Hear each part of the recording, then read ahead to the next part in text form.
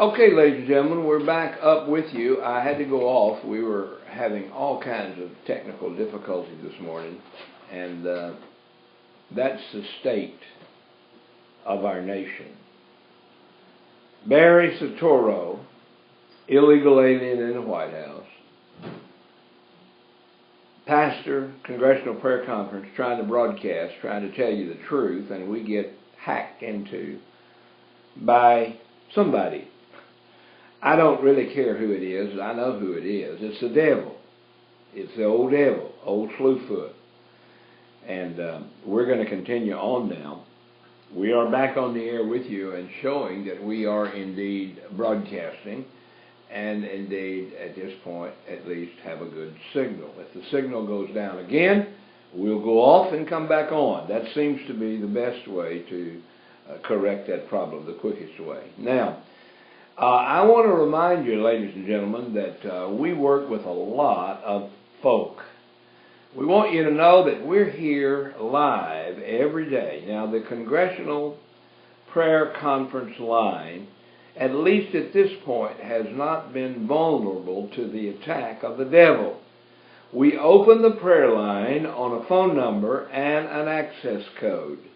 And when we do that, we welcome you to be a part of it. Now, one of the things that I wanted to do here was also tell you about another prayer line that will be going on later today. And I'm going to be shuffling some papers here to see if I can find that, and I'm not being able to find it right now. But anyway, we'll get that for you a little bit later. That call is at 10 o'clock. At 10 o'clock this morning, we will go to that prayer line as well. And we'll give you that information here in a little bit. But right now, let's proceed ahead with our show. This is what we're going to call Post-State of the Nation. And the dire state of our nation.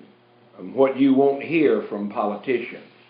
Now, a lot of what you're going to hear today from this is not just from me. You will hear my personal input, but I want to share with you a report that we received from the Rutherford Institute. And the gentleman that put this report together, and I want to give him full credit for it, the man that put this together was a gentleman by the name of John W. Whitehead. John W. Whitehead is an attorney, has been for many, many years, probably many years more than he or anybody else would like to talk about. But at any rate, he's been around a while, not a new kid on the block. But John W. Whitehead talks about the state of our nation, and I want to talk about that a little bit today as well. By the way, during the time that we're talking, John Whitehead, if you're listening, you're welcome to call in and tell me, no, I didn't say that, or yes, I did. But we are on the air with you. We also have made available to Mr. Alan Parker. We told him a little later in this state of the nation, we're going to talk about what's going on in the courts in our nation. And Mr. Parker has given us a report in reference to the 8th Circuit Court of Appeals, and we'll be talking about that as well. Now, as nightfall does not come at once, Mr. Whitehead says, neither does oppression. In both instances, night falling and oppression, everything remains seemingly unchanged. And it is in such twilight that we must be aware of change. In the air, however slight it is, lest we become unwitting victims of the darkness. Supreme Court Justice William O. Douglas,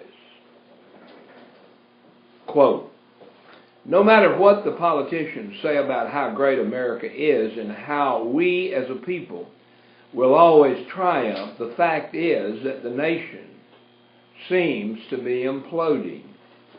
Despite the dire state of our nation, as you saw last night, however, you can rest assured that none of the problems that continue to plague our lives and undermine our freedoms will be addressed by our so-called elected representatives in any credible, helpful way, and certainly not during a State of the Union address.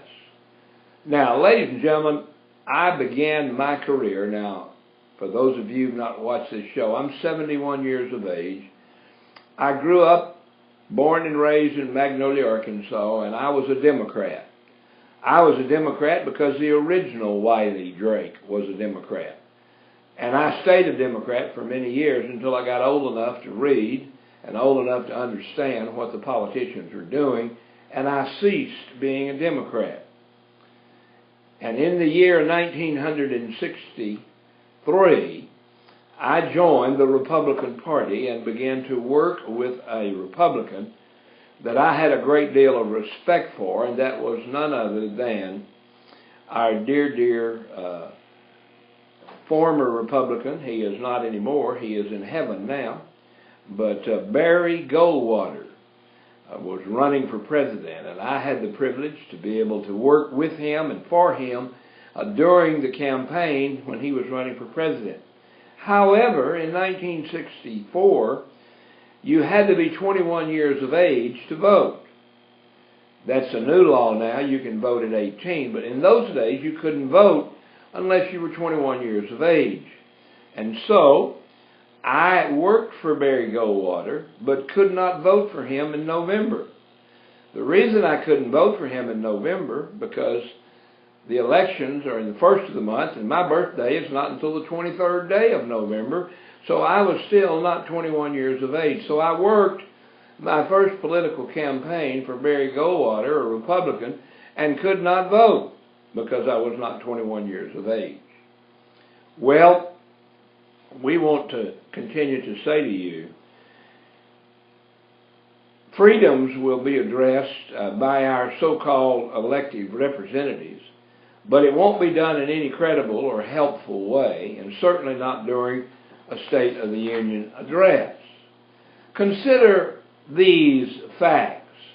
Folks, these are not Wiley Drake's crazy prognostications. These are the facts. Our government, the United States of America, is massively, dangerously, deeply in debt. And I don't think anybody, even Barry Soetoro, a.k.a. Barack Hussein Obama, could argue with that. Our government is badly in debt. The national debt, depending upon who you talk to, is somewhere in the vicinity of $18 trillion. Trillion. Trillion. I didn't even know what that word was a few years ago. It's a big number. Well, we're not only $1 trillion in debt, we're $18 trillion in debt. More than a third of our debt that we owe is owned by foreign countries, not the U.S. Namely, our main debtors that we're in debt to is China and Japan. Japan attacked us, Pearl Harbor, and yet they're one of our biggest debtors. And China is the other one. That ought not be. I, as an American citizen, and you, should not be in debt to Japan. I have some very good friends that are Japanese, and some very good friends that are Chinese. And they're good, godly people. And we have a man that volunteers to be our gardener. He's from Japan. And I love him dearly. But I and we should not be in debt to Japan, nor should we be in debt to China. That's $18 trillion, folks. That's the reality of where we're at. That's the debt. Our education system is abysmal. Yesterday, I was in a McDonald's restaurant getting one of my favorite things from McDonald's, a vanilla ice cream cone. Cost and tax altogether is $1.08. You may say, well, golly, that's a good price. It is, and it's good ice cream, I think. I don't know how calorie-free or anything it is, but it tastes good. That's all that matters to me. Anyway, I went in and I gave a young lady my money to pay. She said, that'll be $1.08. So I gave her $2 bills, and then I gave her 8 cents because I wanted to get change back without pennies and so forth. And so she handed me the $2 back and said, sir, I said it was $1.08. I said, okay, give me the dollar back. And she gave me both dollars back. She didn't understand what I was trying to do, and I've had that happen before, where I give people more than the amount so that I don't get change back, because I don't like a bunch of change rattling around in my pocket. And yet our educational system trained her in how to do things only one way, not the practical way. Well, we owe $18 trillion to Japan and China. Our education system is abysmal, despite the fact that we spend more than most of the world on education. We spend $115,000 per student. We rank number 36 in the world when it comes to math. That's important, folks. Reading, that's important. And science. We're number 36 down the list in those 3 items. Math, reading, and science. Far below most of our Asian counterparts. Even so, we continue to insist on standardized programs such as Common Core. Common Core is communistic, ladies and gentlemen. It comes from the Communist Manifesto. Common Core is a system right out of hell. Which teach students to be test takers rather than thinkers. They teach you how to take a test. I'll never forget how surprised I was in junior college when we had a professor come in and say, we're going to have a new way to give tests. In the old days, they simply gave you a test packet. You had studied, you had been taught, and you took the test. And that test evaluated and found out how much you had learned. That's a good system. Then they decided they were not going to do that. They were just going to teach you how to take tests. And so we had open book tests to look at the book and learn how to pass the test by looking at the book. What a tragedy that was. But it teaches students to be test takers rather than thinkers. I don't care what you get on the test. I want you to learn how to think. Our homes provide little protection against government intrusion. You know, our nation was built on the basis that we have freedom of speech, freedom of press, and freedom from oppression, that our homes are our castles and so forth. Police agencies, already empowered to crash through your door, if they suspect, not evidence, but if they just suspect, you're up to no good. If you're suspected of doing something that you're not supposed to be doing, they can bust down your door. We've seen that happen. We saw it happen in Kent Hovine's case, where his wife was brought in. They kicked in the door, jerked her out of bed, would not allow her to put her bathrobe on, would not allow her to go to the bathroom. That was a police department in action. Police agencies have already empowered themselves to crash through your door if they suspect you're up to no good. Now they have radars that allow them to see through the walls of your home. Our prisons are housing the largest number of inmates in the world, and still growing. Ladies and gentlemen, we're in the United States of America, but we still have the largest number of inmates in the world, and it is still growing. We have become money-making enterprises for private corporations that rely upon the inmates for cheap labor. You remember the old stories about the fact that license plates were made in prison, and they are and were. But these corporations are relying on inmates for cheap labor.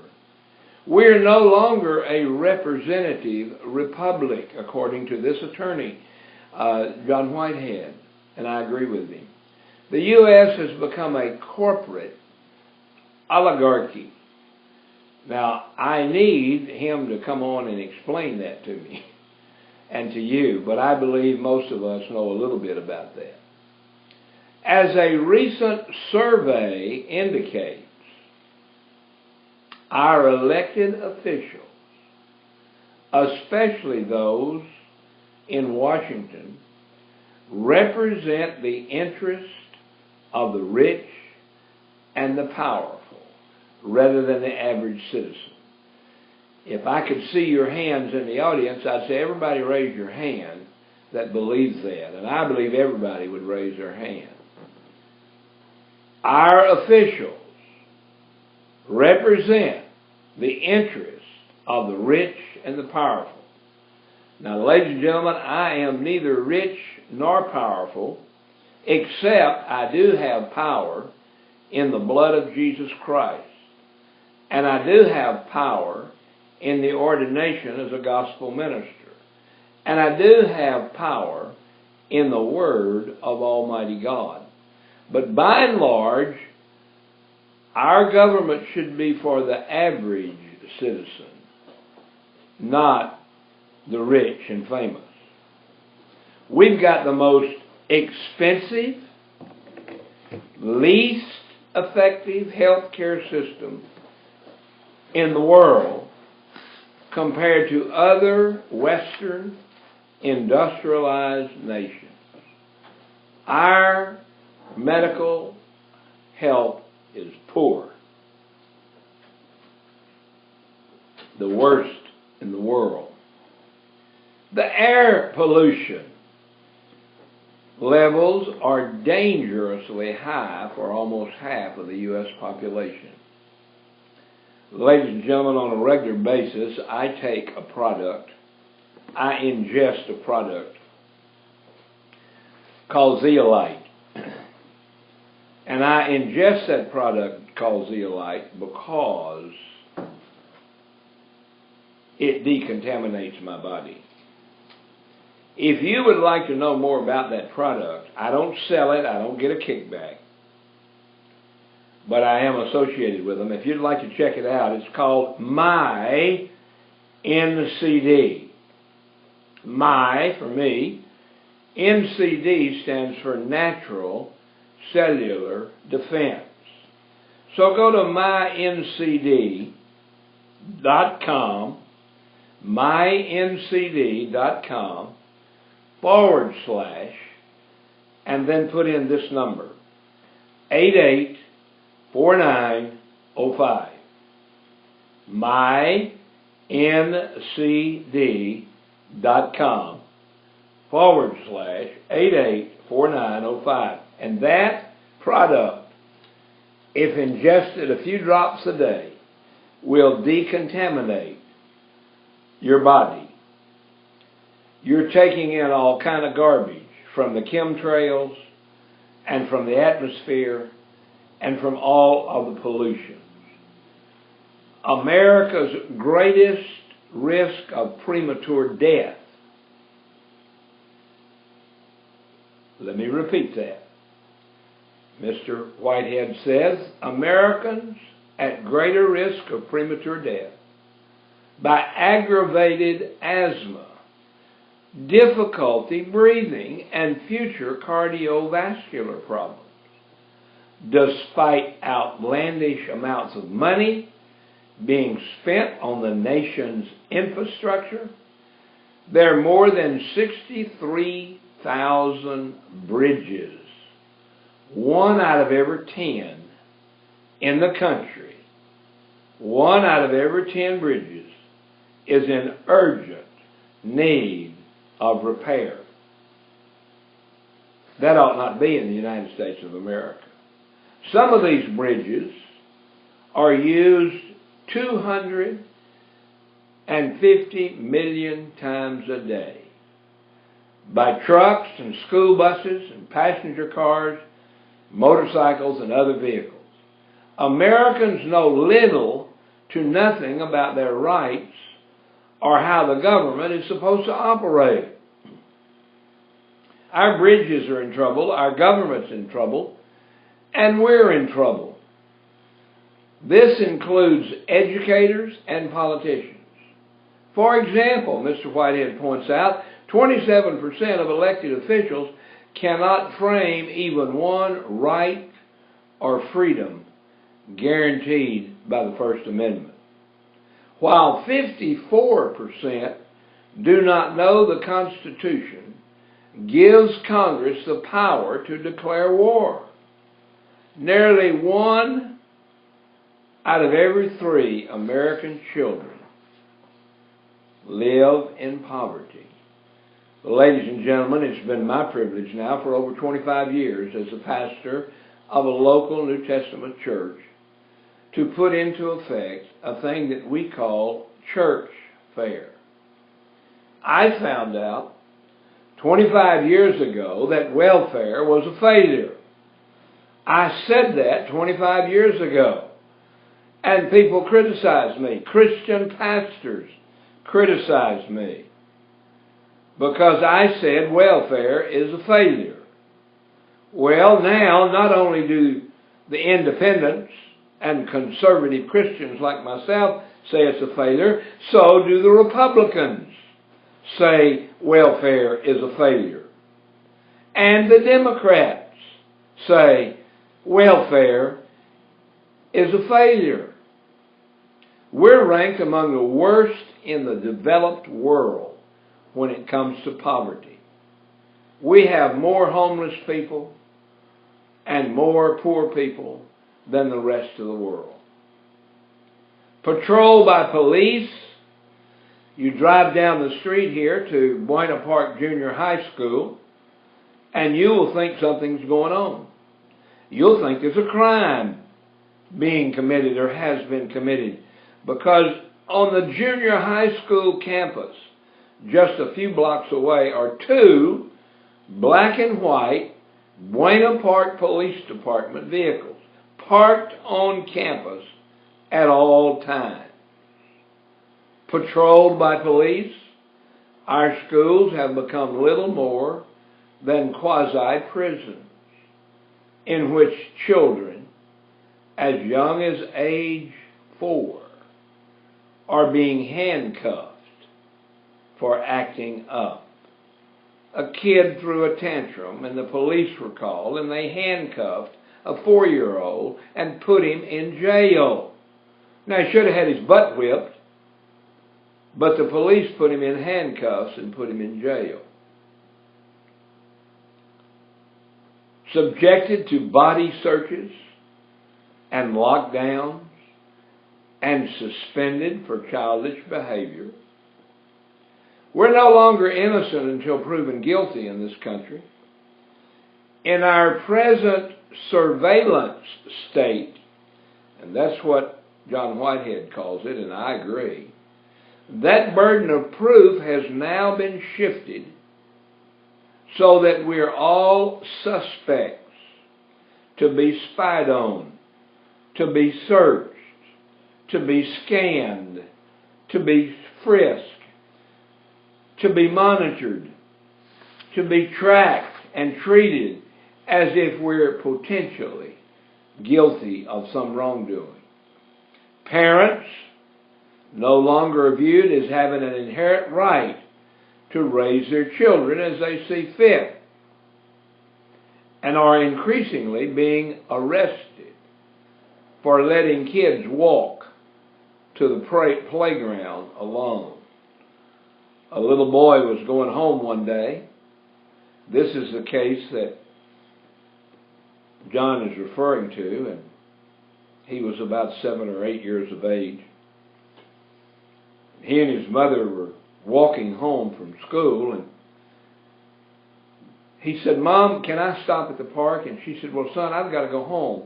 He said, "That's okay. I'll be by myself, but I'll be okay. Can I just take my bike and go to the playground?"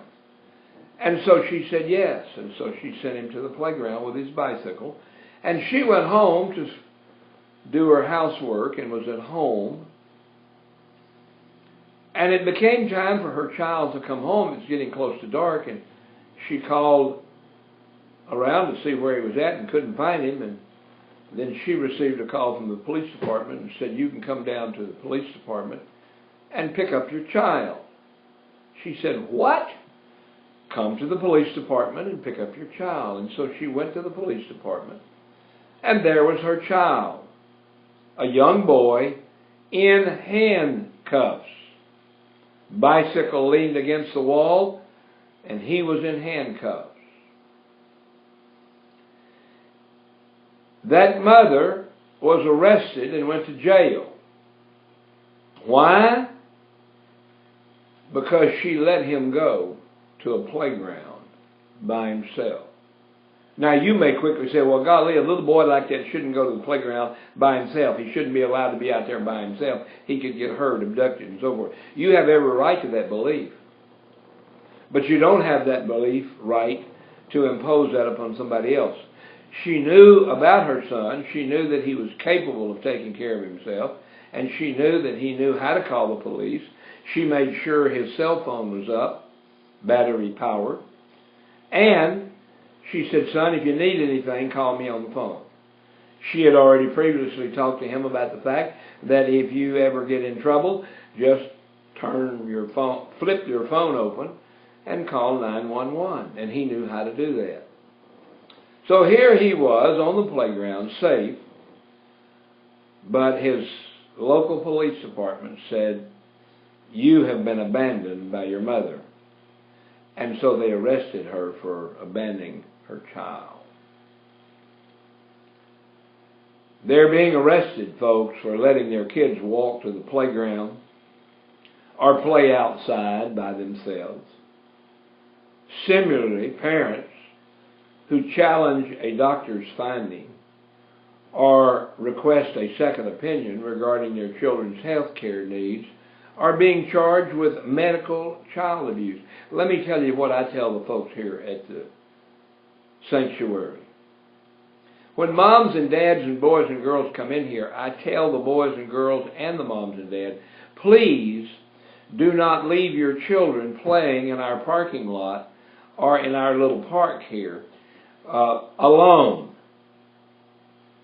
And they say, "Why? This is a church. It's safe." Well, it may be safe from criminals, but it's not safe from the police. In the past, Child Protective Services came by this church, and when they saw a child that was not in close proximity to an adult, they took that child, put it in a car, and drove it to the Child Protective Agencies, what we call Orangewood here in California, and they kept that child under arrest until they could get the parents there, and they arrested the parents and took the child away. Now, why? Because the kids were playing outside. They were on a church ground. They weren't at a park. They weren't down the street. They were at a church, a sanctuary. And yet, the government took them away. Parents who challenge a doctor's findings or request a second opinion are accused of medical child abuse. And in a growing number of cases, and folks, this is being put out by an attorney, they're losing custody of their children to the government.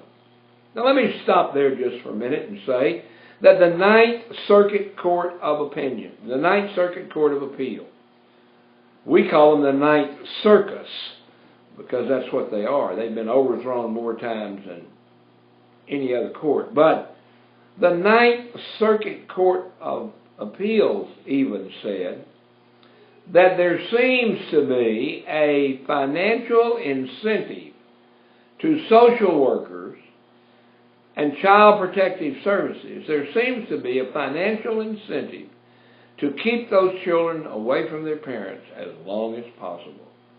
And that is true.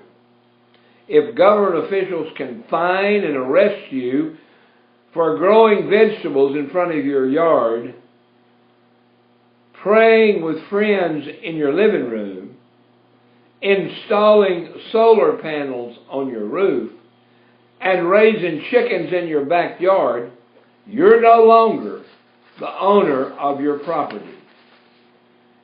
Those items that Mr. John Drakeford mentioned have indeed happened, not once, but many times. They arrest you for growing vegetables in your front yard. They'll arrest you for praying with friends in your living room. They have arrested folks for installing solar panels on their roof and raising chickens in their backyard. You're no longer the owner of your property. Court findings and rulings undermining the Fourth Amendment and justifying invasive strip searches have left us powerless against police empowered to forcibly draw our blood, forcibly take our DNA, forcibly search us, and probe us intimately. Accounts are on the rise of individuals, men and women alike, being subjected to what is essentially government-sanctioned rape by police in the course of routine traffic stops. Ladies and gentlemen, tomorrow morning I will be dropped off at the Long Beach Municipal Airport in our neighborhood, and I will go through the screening there at the airport. You say, oh, well, you have to do that because they'll blow up an airplane. Well, I'm not against screening. But when I get there in the morning, they'll say, come on through. And there's a big X-ray magnetic device there that they want to put my body through. And I say, no, I want to opt out. I don't want to go through that thing. I travel a lot. I'm 71 years of age. I have an old body. And to bombard my old body with high-powered electric rays is not healthy for me. That endangers my life. And they get angry with me because I say, I don't want to go through there. And they say, well, if you don't want to go through there, you have to be subjected to a body search. And I said, go ahead. Go ahead. And so they embarrass me, they take me aside, and they yell out, opt out, male, needs assist, and they embarrass me in front of all the people at the airport. Doesn't embarrass me anymore, I just do it. And then they let me stand there for another 10 or 15 minutes. Never mind asking me what time my flight is or anything. And eventually they bring a male over to me and say, have you ever been through this before? And I said, many times. Well, you know, we're going to search you. We're going to run our hands up and down your thighs and in between your legs and in your private parts. But we're going to use the back of our hands. Now, what difference does that make, whether they fondle me open-handed or backhanded? Same difference. But they say we do it with the back of our hands.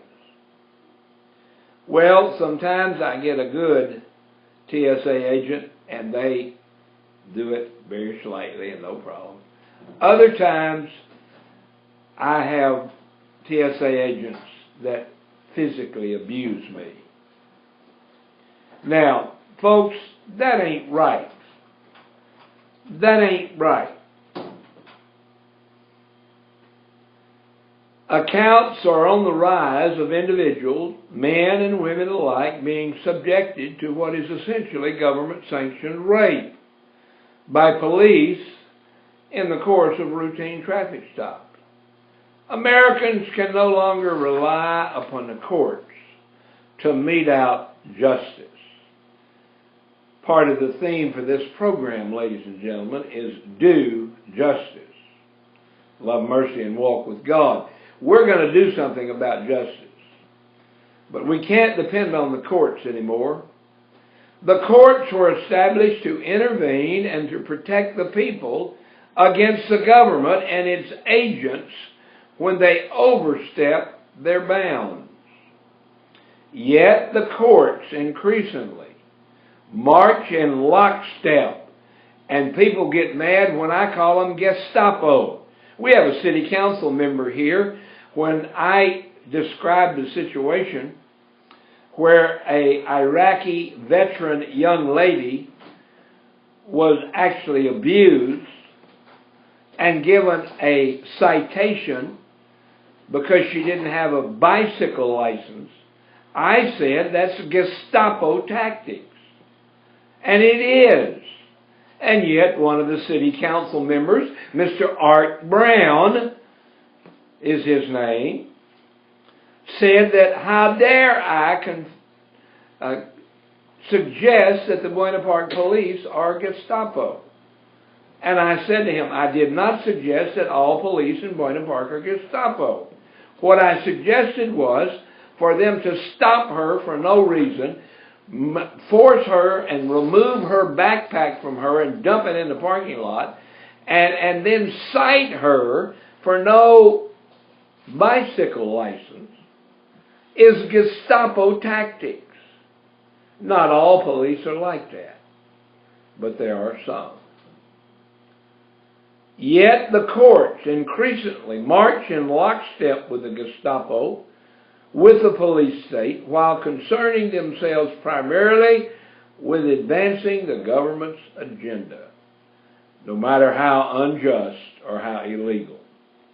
Ladies and gentlemen, I am the chairman of the Congressional Prayer Conference of Washington, D.C. I go to Washington, D.C. quite often. And quite often I'm at the White House to pray because the man in the White House is illegal and because sometimes others have been abused by the White House, like Chinwan Chin, like Saeed Abedini. And friends of mine and I have gone there to demonstrate in front of the White House. And I've gone to jail more than 24 times by the Capitol Hill authorities because I would not disperse from in front of the White House. I was no danger. I was simply there to pray. But they said, you can't do that, and if you don't leave, we're going to put you in jail. And I remember Paul and Silas saying, well, you do what you want to do, but we're going to preach the gospel.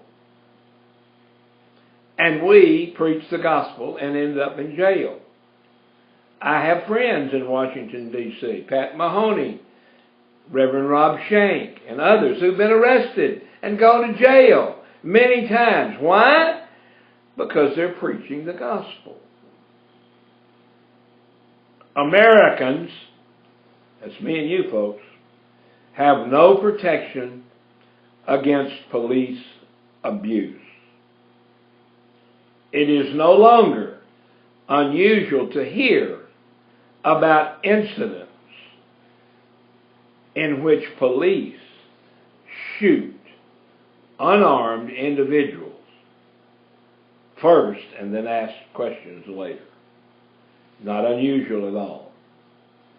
And they shoot them first and ask questions later.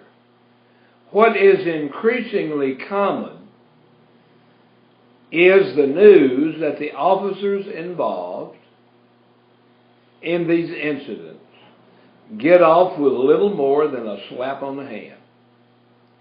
If there's any absolute maximum by which the federal government seems to operate, it is that the American taxpayer always gets ripped off.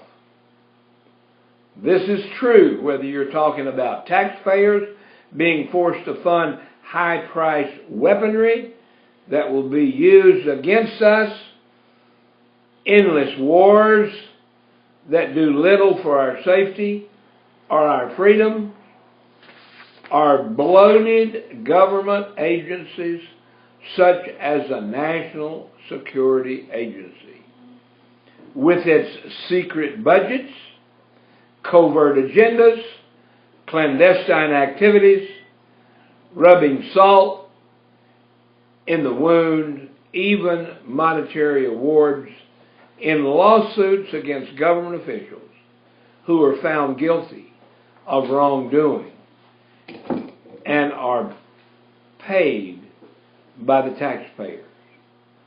Americans are powerless in the face of militarized police. In early America, government agents were not permitted to enter someone's home without permission or in a deceitful manner. And citizens could resist arrest when a police officer tried to restrain them without proper justification or a warrant. Daring to dispute a warrant with a police officer today who is armed with high-tech military weapons would be nothing short of suicidal. Moreover, as police forces across the country continue to be transformed into extensions of the military, Americans are finding that once peaceful communities are now transformed into military outposts, complete with tanks and other weaponry and other equipment designed for the battlefield. Now, these are not problems that you can just throw money at, as most politicians are inclined to do. As John pointed out in his book, A Government of Wolves. And ladies and gentlemen, I suggest you get a copy of that book. A Government of Wolves. Subtitle, The Emerging American Police State. Get that book. These are problems that will continue to plague our nation unless and until Americans wake up to the fact that we're the only ones who can change things. Let me back up and talk about John's book just for a moment. A Government of Wolves is available. You can find it and you can buy it, and I encourage you to do that. I want to give you 2 incentives to get his book. Number 1, and he didn't ask me to do that, but number 1, I'll give you the incentive that if you read the book, you can come on this program anytime and talk about what you read and what you found in the book. Good, bad, or indifferent, you can come on and talk about it. That's number 1 incentive. Get that book. Call me and say, I got the book. I want to come on your program and talk about it.